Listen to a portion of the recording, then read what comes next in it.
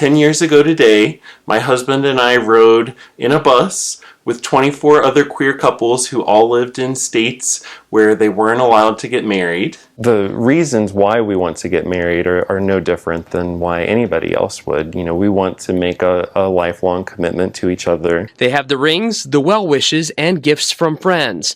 The only thing they're lacking is a state that will recognize their vows. We went to Washington, D.C. and had a group wedding ceremony in front of the U.S. Supreme Court while they were deliberating about whether or not to overturn DOMA, the Defense of Marriage Act. A statement to each other, a statement to our community. There is a momentum that's building, and to be a part of that is very exciting. Do you promise to love, respect, and honor one another? To support, comfort, and care for each other, whatever life brings? It was such a controversial issue at the time that the Supreme Court had to ban all protests and demonstrations from the steps. So we weren't actually allowed to have the ceremony on the steps like we had planned. We did it on the sidewalk in front of the building. By the authority vested in me, by the laws of the District of Columbia, it's my great honor to pronounce you legally wed. Congratulations, ladies and gentlemen.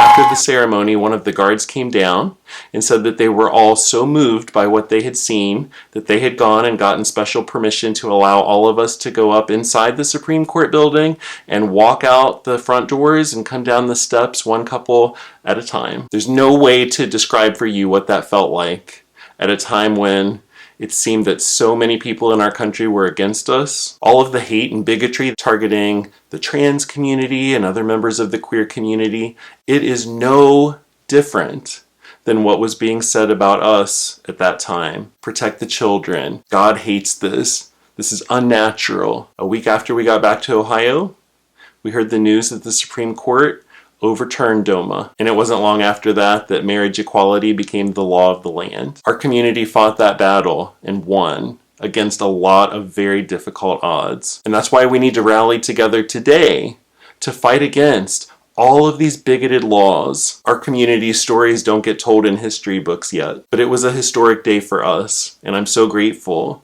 that I get to celebrate 10 years of being married to such an extraordinary, wonderful man. Dennis, I love you. Happy anniversary.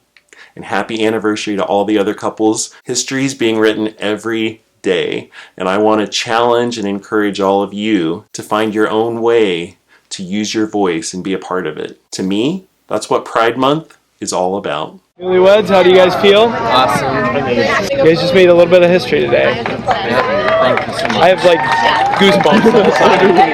Congratulations.